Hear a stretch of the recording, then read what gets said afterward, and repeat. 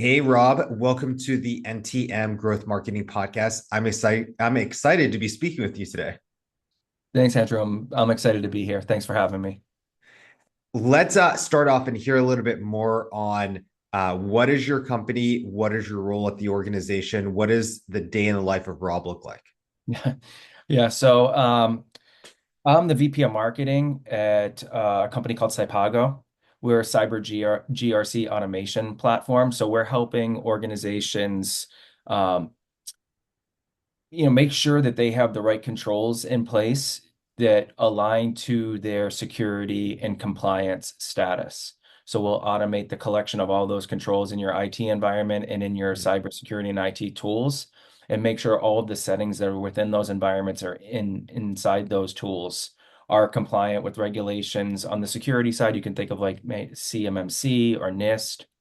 And then there's industry frameworks like SOC 2 and ISO. So we'll make sure all those controls are aligned and expose any gaps that you might have and help you remediate them. And what does a day in the life of Rob look like at work as a Oh VP boy. of marketing? Oh boy. So it's quite busy. We're early stage. So we're a relatively lean marketing team, lean marketing and sales for that matter.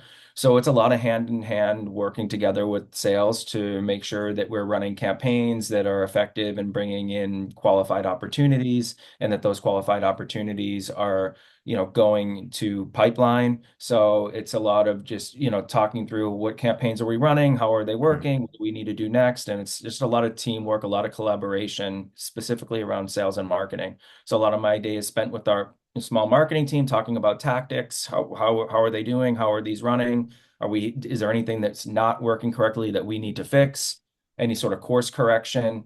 And then the other probably 70% of my day is spent again with my fellow executives in sales and product, talking a little bit more about like what are the goals we're going to try to accomplish, and sort of what's the strategy for that quarter. I mean, we're small, so we're pretty lean and we can move pretty quickly. So we can change things, run tests, make course corrections pretty much on the fly. I try to keep things kind of contained to quarter, like what are we going to do this quarter? What's the strategy for the quarter? And then track the execution of that over the course of the quarter and see how it goes. And then rolling into the next one, what do we want to change and kind of adjust there? But it doesn't always work out neatly like that. Oftentimes in the middle of the quarter, we find a campaign or a tactic isn't working quite the way that we wanted it to. So we'll pivot. But this is I guess, one of the pros of working with, in an early stage, is that we have that sort of flexibility to move fast, test things, and re-identify sort of what we want to accomplish. Have you had a history of working at early stage tech startups, or has it been corporate world, small business? What does that career trajectory look like for you? Yeah, so it's been a little bit of a mix, so mostly it's been early stage, but there's been some couple, few larger ones in there, some, sort of like Series D, and I was at Mhm. IBM for a bit, working in their data security product line. So yeah, it's a little bit of a mix, and I do appreciate there are pros and cons across the larger versus the smaller, but as I mentioned, one of the ones that I love about the early stage is some of the things that I just hit on. The working closely with those other teams, um, and the ability to move fast and change things when we want to, is it was Mhm. really, really tough in the larger companies. I really didn't have too much of a relationship with the sales team directly. Mhm. Not anywhere near what I have in the earlier stage companies. And to move and pivot quickly was really not a thing. I mean, we really had to plan out way in advance, and everything was done by committee. So this is something I really enjoy, is the all hands on deck. We're all going towards the same goal. We're all working together to establish a strategy, and then we are working together with our individual teams to make sure that the tactics required to execute on it are happening correctly. So I love that. I prefer this Mhm. size and shape personally. So you've shared you're moving fast, you're lean, you're doing a lot of pivoting. So if you're thinking back on some marketing strategies you've deployed in the calendar year, without giving away your secret sauce, what have you seen work in some of your marketing campaigns this year? So one of the ones that I'm focused on mostly for Q4, and I've seen already that I think that it was probably a good bet that we placed, is doubling down a little bit more on warm audiences. Mhm. So, we've spent the whole year now, building up our audiences from events, from our digital efforts. And a lot of that was cold audience building, cold traffic, and running ads very top of the funnel or meeting folks at an event for the first time at the beginning of the year. But since then, we've had several engagements with them, right? And many touch points have happened. So we're trying to focus most of our effort, the vast majority of our marketing muscle, around progressing those folks that are a little bit later stage down in funnel, already have shown signs of engagement, either through our first party data in the ways that I just explained there, where we had the interaction with them, but then also leveraging some of our third party data from our tools that say, hey, this company is showing intent on these industry keywords. So this gives us an indication that they're category aware. And then if they've engaged with our content and we can see that, our ads, our videos, then we also know that they're brand aware. So then you kind of got the nice combo there. They know the industry, they know us to an extent, and this makes it a lot less of a lift for our sales team when they start to engage and even from the marketing side, right? When we want to get these things to pipeline, which is, sort of an end of year push, if you will. We're not trying to do that at top of the funnel, right? We're doing that with folks that we can see with our own data and our third party through our tools, who's already likely needs less education, is already appears to be in market shopping, and then we can kind of accelerate the progression of those. So it seems to be working so far, and we're also do a lot of personalization around those accounts. So it's not just Can sort you of share like, more on that? As I yeah, know in the world of AI, stuff is becoming more automated, but then I've heard a lot of people share personalization actually the way to cut through the noise yeah, right now. yeah. So it's a little bit of a combo, right? So it's okay, we've identified these accounts that are, appear to be brand and category aware, which is fantastic. Now, like, Mhm. how can we engage them in a way that where it's not about sort of so much about educating them, right? Because they've already sort of know the category and they appear to know the brand. So we don't really need to send so much of the top of the funnel sort of educational types of resources out. So what we try to do is do a lot of personalization. So instead of just running sort of generic ads that are top of the funnel, we try to personalize those even with their own branding, calling out them personally by name as a company. And then even more importantly than that, when they get to the landing page that we're driving them to, we have sort of write-ups that are very specific about understanding what their company does, because we take the time to do that. We research what the company does, how they're doing it, what value they're looking to deliver to their customers, and we align to that, right? This is how we can help you stay focused on your business of doing X. We'll take care of the security and compliance piece of this. This isn't where you should be spending your time worrying about. You care about this. So we get super focused and we do the due diligence to make sure we understand those businesses well so that we can message more directly on, you understand the category, you know a little bit about us. Let us now talk to you about how we can come in specifically address what you're trying to do and help you reach your business goals by being able to stay focused on what matters. There was a comic. He was on the Daily Show. He was going on tour across the country, and I saw his San Diego ads, and he clearly was adding personalization. As he would say, like, "Hey, San Diego," and give a little personalized, Right. joke that only if you live in San Diego you would understand. And then he went into a spiel, but I thought that was a cool way of differentiating it versus it's easy to swipe out just like San Diego from Los Angeles in a static ad image, but that video Sure. made me connect with it. Unfortunately, our son was due like a week after his comedy show was going to be in San Diego, so did Right. not attend, but it still stuck with me. Yeah, it's cool. I mean, I think that you have to go the extra mile though, right? Like you'll get the eyeballs because they're going to see their brand in the feed. But that's not enough, right? You really have to do the other part, which I said, like research the company. You have to make sure that you're adding value to them, or at least showing to them how you're going to add value beyond just scraping their logo and throwing it on Mhm. an.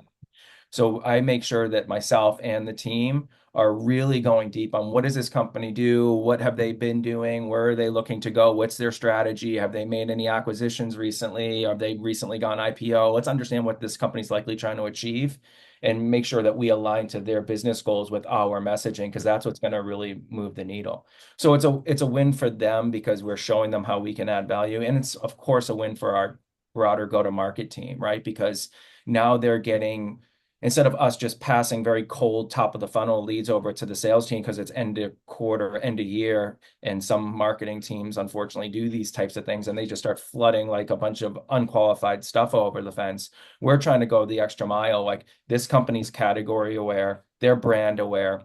We've spoken to them about how we can align to their business strategy and help them reach their goals as a company. Now, sales team, come on in, let's try to have a conversation with these folks. We've gotten them to a point of where where likely they'll get into a sales cycle. And by the way, we don't even usually pass these over to the fence until they actually raise their hand. So we stopped gated content early in the year and have been running strictly on scheduled demo or contact us forms. Like, we're out educating, we're putting all this stuff out without the need for somebody to have to get into a sales cycle. So it's great for them. And it's also great for our lean sales team because you could argue that this shouldn't be done even if you had a large sales team, but when you have a small one, you certainly don't want to operate on a model where you're throwing a ton of top of funnel, unqualified, haven't been touched very many Right. times, cold leads over to sales. So it's a win-win. And it's kind of interesting when you think about it that when you do the right thing, sort of almost everybody wins, right? We're doing the right thing. Our intent and where it's coming from, the place it's coming from, is to give a great customer experience even before somebody becomes a customer. And by proxy, our sales team has a better experience as well because they're getting folks to talk to that are actually interested and have a use case that we can Mhm. solve. How has AI been transforming your marketing? So AI is an interesting one. We lean on it more so through our existing tools, you could say. I mean, I haven't gone out and purchased a tool specifically that is AI built, that's not really what it is, right? I've purchased tools that leverage AI. Mhm. So I have essentially an ABM platform called Rollworks that I use for some of these activities, like their ad display network, making sure that we're finding those brand and category aware um, companies, and they use AI within their platform to identify those ideal customer profiles, target specific accounts, make sure that we're delivering those personalized pieces of content across the different channels. So we're leveraging tools that sort of already have it baked in. I'm also using something like called Factors AI, which allows me to do some sort of like customer journey mapping and also multi-touch attribution, which is super duper important to me, right? Because it's showing me the customer behavior as they progress through the journey and kind of what channels are working best to give me like a deep understanding of the campaign and how how effective it is, as well as sort of ROI. So they're tools that I've had for a while. They've incorporated AI in, but if I'm to be honest with you and transparent here, I haven't gotten deep on what new tools are around that are, this part of this new, set of innovative solutions that are coming out that were built solely on the backbone of AI. I've looked at a few. In fact, like for doing a podcast similar to this, there are some great AI tools out there. I'm not sure if I'll use them, but I find them super interesting. There's one called like Video Gen. We use Video And Tap. That's how we take this and then create all of our social media posts from I it. mean, it's brilliant. It's super cool. There's another one called Copy AI that's really neat. And I know some folks that I've talked to, some of my colleagues, I attend many sort of marketing sort of leadership conferences and whatnot, and have spoken to people, especially early stage, where they just Mhm. need AI to scale even just the simple programs. And they're using these types of tools to create, basically, they have a set of content, they feed it into one of these tools, and it'll create a podcast of two people talking that are basically, it's all AI. Right. And you think you're listening to two folks talking and having a podcast together, and it's really content that's been fed through like Copy AI and then fed into like a Video Gen. It's amazing and it's very cool stuff, but where I am right now, I'm using a little bit more sort of mature tools that I know have worked, and I haven't had a real chance yet to play around with some Mhm. of the real innovative stuff. We have some pretty ambitious goals here, and we're pretty lean, but I'm going to try to make it a New Year's resolution, I guess, to, carve out some time to look at some of these, newer tools in the AI field and how they might be able to help us. And I love that answer, like we talked about before the podcast, that sometimes people got so gung ho on marketing that they lost track of just the blocking and tackling of what, or they were so gung ho on AI, they lost track of some of the just blocking and tackling of what makes marketing work. So love that answer. And I have one last one to wrap us up, non AI related, and this is around being a marketing executive, and you're at a small enough startup where you can collaborate with other executives who lead different departments. What advice do you have of having healthy cross-departmental relationships as a marketing executive? Yeah. Okay. It's just such a great question. So there's a concept out there. I'm not sure if you've heard of it before, called first team. Essentially, what I've it's saying. not. Okay, so essentially, what first team is saying that as an executive, your first team isn't actually your marketing. For me, as the market, isn't Hmm. my marketing team. And if you're a VP of sales, it's not your sales team. It's actually your fellow executives. And that one's a struggle for me. Interesting. Yeah, that one's a struggle with me a little bit because I'm actually prior military, I was in the Air Force a long time, and my troops are like my troop, and I care a lot about them. But Right. I think if you really, some people sort of, I think, misinterpret first team to mean that, like, okay, you really don't care about your team, like your immediate reports, you are totally dedicated. I like to try to find a balance in it, and it is important. Because if you lean too much one way or the other, it can cause conflict that you don't want as an executive on a go-to-market team, especially early stage. You really don't want to start to become somebody that's defensive about your individual department, Hmm. because you have to admit where you're having failures. You have Hmm. to be okay with that, right? Like, I go into executive meetings as a fellow go-to-market executive, not a marketing one. Okay. If there's something not happening right, we need to solve for how do we grow pipeline? How do we create pipeline? And how do we close that pipeline? It's not about MQLs, SQLs. We have with my team, it's those things, although we've almost virtually gotten away from the MQL hamster wheel almost exclusively on the executive side. Like when I go to executive meetings, we're talking pipeline and close one revenue. Hmm. And I think this is what's important. And if you start to get too much focused on the tactics and those sort of earlier stage metrics, it can really kind of, you lose credibility, and you also lose focus on what actually matters, which is to keep the lights on. We need to be, creating revenue Hmm. and qualified opportunities for the sales team. So my advice for other marketers would be, you've got to have that mix of tactical execution is super, super important, especially early stage. I'm still very, very hands-on. Um, but you also have to wear that other hat of being a go-to-market executive that isn't so attached to those tactics because you're doing a lot of them yourself. And you're so close to that team, you can become so close that you become rigid about any sort of critique or criticism about them, Hmm. and that's just not going to work. Yeah, if I were to give a football analogy, I'm a huge Steelers fan. Sure, that I was from Pittsburgh. So, Steelers head coach is Mike Tomlin, offensive coordinator is Arthur Smith, defensive coordinator Terrell Austin. And so, if the offensive line is performing poorly, that means the running game isn't getting started. We're not controlling the ball. And that means the defense is on the field for too long. And so, if Arthur Smith is too, defensive about his offensive coordinator or offensive line coach, that's not helping the three of them think, how are we actually going to win the division and make the playoffs right now? It's a great analogy. It's a great analogy. I mean, at the end of the day, we need to put, points on the board as a company. It's not Mhm. about marketing success. We created a gazillion MQLs with some top of the funnel ebook, and we passed them over to sales, and you didn't close them. That's not how this works, right? That's not Mhm. how the company's going to be successful. That's not how you as a marketing executive will be successful. Mhm. So that would be my advice, and that analogy is a perfect one. So Rob, can you wrap us up with links, social media handles, best ways to follow up with you and your organization?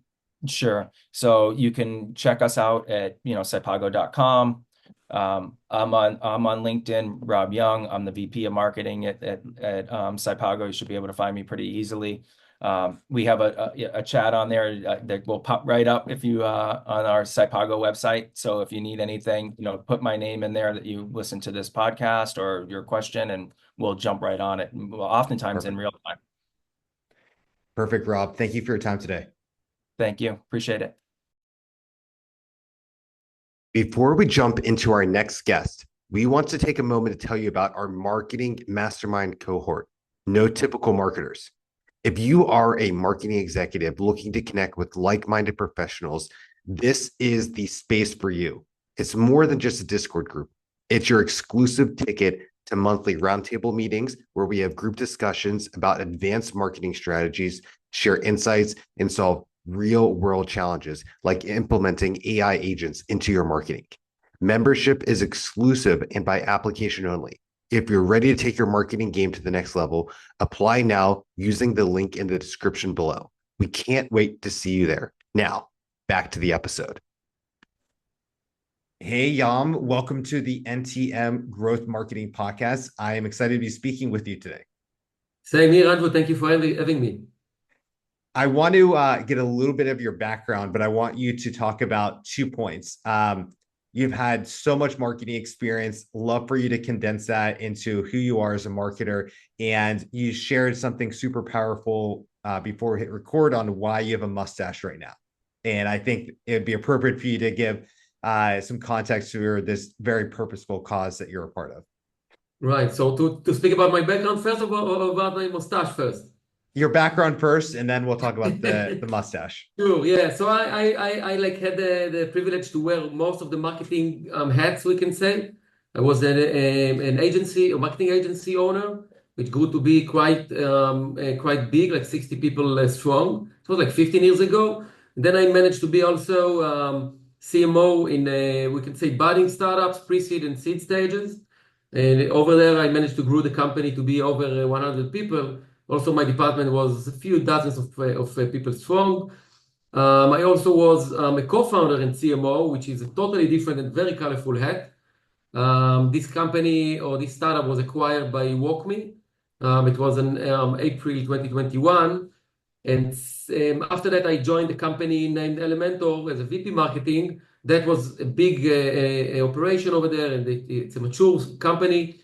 I had something like 120 employees back then, huge budgets, a lot of high ARR, hyper growth stage. Most of my hair loss coming from this section in my career, and I learned a lot from it. I was privileged to work there. In the past 2 years, I'm giving marketing advisory, consultancy, and mentorship services. I'm not doing CMO service or fractional CMO kind of activities, but rather I'm just joining companies as an advisor, trying to accelerate their growth and business success. So that's about the background. About the mustache, so it's so you lost the hair up here, but you gained some with the mustache. Yeah, it just went down the face. Exactly. So yeah, it is a good cause. I'm part of the Movember movement. I was fortunate enough to be called as Movember Israel, and we grew the operation over here, and where we managed to we can say raise the awareness for men's health, and also for more mature men to go and check their prostate in order to see if there is some early stage of cancer over there. And that's what I'm doing in the past probably 17 Novembers already. So not everyone around me like it, the mustache, but there is a good cause. So that's why I'm sticking with it. I love it. So right now you're doing a lot of marketing advisory work after years upon years of really being in the trenches of agency work, CMO. I think you said there is a VP of marketing thrown in there as well. What is a marketing strategy you're seeing right now that is bearing to be very successful?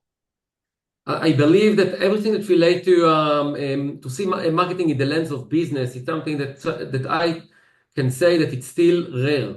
It means that marketing is not here just to clap hands and support sales. If we have a B2B motion, it's not here to throw confetti in the air when doing PR stunts and stuff like that. But it's actually to do things that have a solid contribution for the whole business thing, whether it is the operation or the actual KPIs. A lot of marketers are still just love to do brand marketing and to grow the brand equity, or just to do we can say growth by all means kind of activity, which is far off from generating efficient growth and, to lower CAC and increase ACV, etc. A lot of other type of marketers are just too timid. They're just doing a lot of product marketing kind of activities. And then we have two kind of motions. In B2B, you're more like supportive. You're doing a lot of product marketing activity that support sales. In B2C, it's all about PLG and low touch activities. But again, if you're not doing it in the lens of business and how you can actually contribute to the business itself, you're finding yourself in a slippery slope where marketing is just doing marketing. And that's where the bad narrative or the bad perception of what marketing actually is coming to place. What is working right now is to try and use GTM methodologies along with efficient growth plans and eventually to compile a marketing strategy. I know it's a long question, but that was a long answer, but that was a good question. But I'll try to bring it to the ground surface. We can say if you try to focus on 4 pillars in your marketing activities as a whole, not just in GTM. For instance, if you try to all the time find or help product find a product market fit, so that's one pillar that you should be aware of. Even positive signals and validations are good at any stage, even if it's a new feature, not just a new release, of course. The other thing is model market fit. Always try to bring in positive signals for what the model is, how your ICP or audience are reacting to the pricing, to the packaging, etc. Of course, to the model itself. And the third pillar is all about branding market fit. So are we hitting the nerve with the pain that we're trying to solve? What about the UVP, the USP? Of course, all those branding, messaging, positioning elements are so important for everyone at the company, for the product, for the sale, for everyone. And the last pillar, and that's of course goes without saying, that's the marketing market fit. So just to try and find those channels or motions that will help you to either scale them later on or to shut them down as soon as possible. So these 4 pillars should, we can say, propel the whole marketing perception about how marketing activities should be done. Something you also mentioned to me before we hit record is your belief in the importance of empathy in marketing and especially in the technology world. Can you share a little bit more about why you think empathy is so important? Yeah, I think that technically speaking, empathy, it's something that should be, how do you call it, like incorporated within everything that you do. When you're building a brand, when you're building a demand gen machine, when you're building product marketing activities, whatever, I call it the VAT methodology. It means to be vulnerable, authentic, and transparent with your audience. You can just break it down per social media post on LinkedIn or a blog post or something like that. Try to be vulnerable, authentic, and transparent, and you will see that you will be able to rise above the noise. That's for us as professionals, as humans, as leaders, especially CMOs, VP marketing, and in any kind of leadership role, try to be a VAT or in a VAT perception always will help you to harness your people, your teammates around you. If you call, if you say, all right, everyone, let's move forward, you need to look back and see that everyone are with you. If you will be vulnerable, authentic, and transparent, probably you will be able to engage more and to be a better leader. That's the other thing. The third thing that I think that empathy, something that is so missing in the tech world, and I have a saying that goes with me for 2 decades already, that mutual support is the new currency. And I believe that as long as I'm able to help others, whatever they are and wherever they are in their career path, I think that I'm spending like 6 hours to help 12 to 20 new people each week, whether it's asynchronous communication over WhatsApp or meetings. Those people can be post-IPO entrepreneurs, or they can be whatever. We can say a student that just now learning whatever, marketing in a university.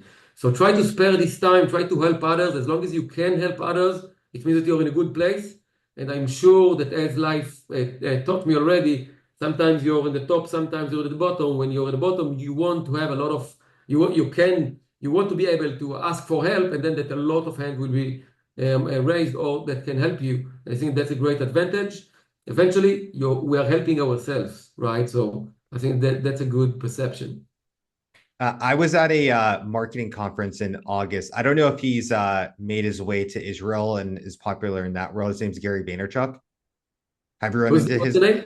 Gary Vaynerchuk? He's very Oh yeah, of popular. course. Okay, you know Yeah, Gary V. Okay. yeah. I was at his conference in August, and the CMO at his organization had mentioned someone was asking her, do you have any recommendations for marketers? And she said the most important thing a marketer can do in 2024 is to have a private WhatsApp thread or group text thread with fellow marketing executives and just talk shop without their CEO present. And it sounds like you're doing that in a lot of ways with peer learning. And I was wondering if you can share any insight or advice you have on the importance of learning from fellow marketers. I believe, yeah, I think that, eventually as professionals, whatever the profession is, marketing, to be a plumber or whatever it is, we have a few routes to grow or to progress with what we do. First of all, is to work on our knowledge, right? So it's all about theoretical stuff, consuming content from whatever sources you believe in or that you think it might help you out. So everything if you relate to knowledge or theoretical knowledge, that's important. The other thing is all about experience. To be hands-on on stuff, giving you a lot of, let's say, scars on your face. Eventually, of course, you're learning a lot from that. The other thing is keep going your network. I can tell you that since, I believe, 2015, each week I'm speaking with two people that they are 10x for me. They can be 10x better in dimension. They can be 10x better than me in leadership. They can be 10x better than me in fatherhood, whatever. But I'm trying to build my knowledge based on other people's experience, and that's like a hack, how tying together those two other kind of roads that I said before. Also, I'm growing my network by doing that way. And the other route, of course, it's all about building my skills.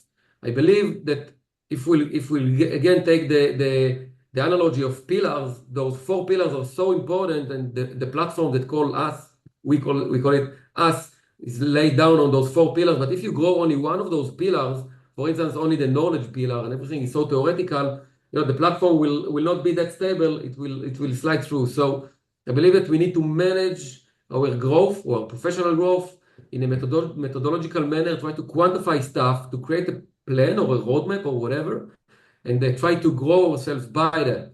That's something that really help me to grow. And I will add to that I have dyslexity in many aspects, in writing, also learning, traditional learning. It's something, school, university, I didn't manage to finish.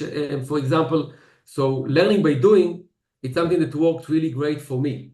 I cannot just learn from listening to courses or to go, to speak with teachers. So each one should know their own path and what works for them. For me, learning by doing something that works good, and to make everything so methodological, as I said, to build our own path, it's something that works, again, great for me. I'm just suggesting to others, take it with a grain of salt, not something, everything that worked for me will work for you, of course. So my last question today is around AI. How has AI shifted your approach to marketing, especially in the last few years with LLMs all over the place? And do you find yourself using any AI tools on a frequent basis? Yeah, so I'll try to divide the question, but first of all, in my portfolio, I have companies, that are pre-seed and seed stage. Most of my portfolio are companies that are in we can say pre-growth to hyper-growth.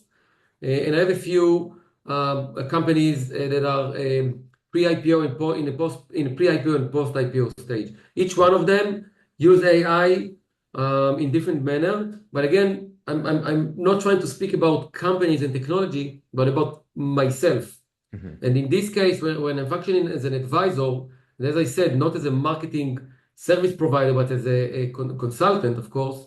So AI is yet, we can say, disrupted my work because I see that there is a lot of use of AI. Of course, I use AI to build my own brand, when it come up to whatever, writing articles, posts, etc. But when it come up to, I don't know, generate a GTM strategy, there are a lot of solutions today that use AI in a very smart and brilliant manner to build structured GTM plans. The gap between taking this GTM plan, modify and adapt it to the company, and have someone that can actually know, lead, and execute, and of course optimize it, it's still huge. So it's something that AI wasn't managed to solve as of yet. I think things probably will progress that way. So I find myself, again, I know how to build those plans. I know how to help people or those companies to plan, manage, and execute them. AI yet to disrupt this specific niche. Personally, I'm using ChatGPT. I'm not, to write stuff, but not more than that. But again, as I told you, I have dyslexia, so product adoption, or I'm not an early adopter of any technology. It's part of my dyslexia probably. So but maybe other advisors will tell you something different. I'm not an early adopter either. I was actually just reading Crossing the Chasm Again by Jeffrey Moore, if you ever read that. Yeah. Just started to read that on audiobook earlier today. So great reminder of early adopter and what they talk about. Nice. So to wrap us up, can you share any websites, social media handles, best ways we can follow up with you to connect? Yeah, first of all, everyone can connect with me on LinkedIn. I think that's a great network platform, of course. The other thing, I need to remember the full name of the people that I follow on LinkedIn. Maybe we can add it later on to the collateral that we will share. But there are a few profiles on LinkedIn that, most of the time, they're like jaw dropping for me.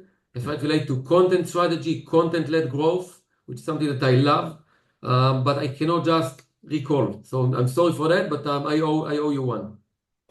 Feel free to send those over and we'll include those in the show notes. But most importantly, for people to follow up with you, and that's YAMREGEV on LinkedIn to touch base with you. Exactly. Yeah. Well, thank you so much for your time today. It's greatly appreciated. Same here. Thank you for having me. Thank you for sharing your time with us at the NTM Growth Marketing Podcast. If you enjoyed this conversation and would like to hear specific digital marketing topics discussed in the future episodes, please leave a review on iTunes or comment on our website at notypicalmoments.com. Don't forget to share today's episode with anyone looking to grow their business or themselves.